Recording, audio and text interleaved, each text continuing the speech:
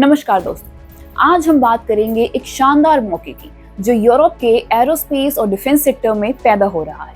क्या आप जानते हैं कि इस फील्ड में एक बड़ा टैलेंट क्राइसिस है और इसका मतलब है कि इंडियन यूथ के लिए एक बेहतरीन स्टार्टअप अवसर सामने आ रहा है। आज हम जानेंगे कैसे demographic shifts, changing employ expectations और स्किल्स गैप जैसी चैलेंजेस भारत के यंग एंटरप्रेन्योर्स के लिए अपॉर्चुनिटीज में तब्दील हो सकती हैं।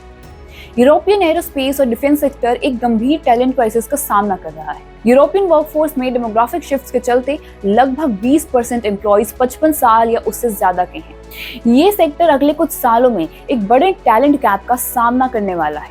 अब ये सवाल उठता है कि इस टैलेंट गैप को कैसे भरा जाए।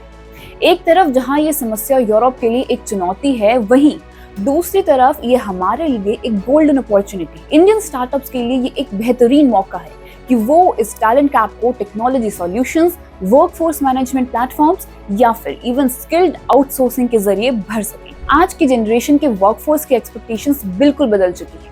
पहले के मुकाबले अब लोग केवल सैलरी या जॉब सिक्योरिटी नहीं देखते, बल्कि करियर प्रोग्रेशन, फ्लेक्सिबिलिटी और डाइवर्सिटी को ज्यादा इंपॉर्टेंस देते हैं। अब लोग quick and easy hiring processes, hybrid work models, rapid career progression, diversity, inclusion, sustainability and career exploration opportunities को ध्यान में रखकर वर्क ढूंढते हैं। यूरोप के ट्रेडिशनल एरोस्पेस और डिफेंस सेक्टर के लिए इन बदलते एक्सपेक्टेशंस के साथ तालमेल बैठाना आसान नहीं है, लेकिन यही वो जगह है जहां इंडियन यूथ और एंटरप्रेन्योर्स के लिए अपॉर्चुनिटीज बनती हैं।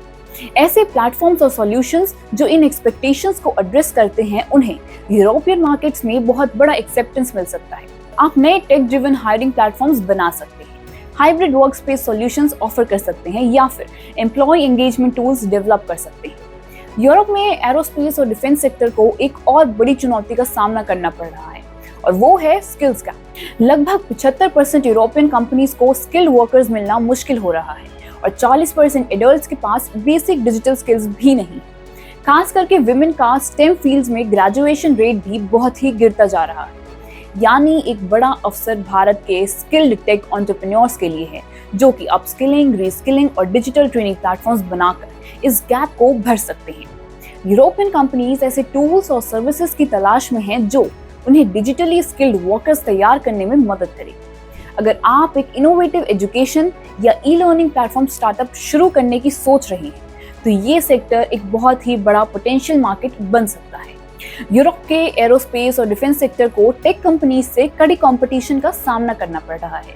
जहां टेक और ऑटो इंडस्ट्रीज अपने एम्प्लॉय वैल्यू प्रोपोजिशंस EVP में बहुत आगे है, वहां A&D सेक्टर अपने आउटडेटेड स्ट्रक्चर्स की वजह से पीछे रह गया है।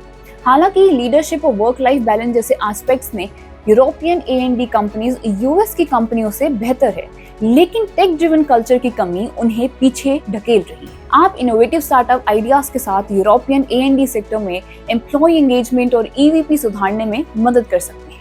New age HR tech solutions, AI driven hiring platforms या एम्प्लॉय रिटेंशन टूल्स जैसे सॉल्यूशंस इस मार्केट में बड़ा इम्पैक्ट बना सकते हैं। यूरोप का टैलेंट क्राइसिस आपको एक ग्लोबल प्लेयर बनने का मौका दे सकता है, जहां आप अपने स्टार्टअप्स को इंटरनेशनल स्केल पर ग्रो कर सकते हैं। तो इंडियन यूथ और एंटरप्रेन्योर्स के लिए टेक अवे क्या है? यूरोपियन एरोस्पेस और डिफेंस सेक्टर की ये चैलेंजेस आपके लिए बड़े अपॉर्चुनिटीज में बदल सकती है। आप innovative tech driven solutions develop कर सकते हैं जो कि talent acquisition, digital skills training और एम्प्लॉयज एंगेजमेंट जैसे क्रिटिकल एरियाज में मदद करें। दोस्तों, इस बदलते ग्लोबल सिनेरियो में स्टार्टअप्स के लिए मौके हर जगह हैं। यूरोपियन एरोस्पेस और डिफेंस सेक्टर का टैलेंट क्राइसिस इंडियन एंटरप्रेन्योर्स के लिए एक बड़ा अवसर है।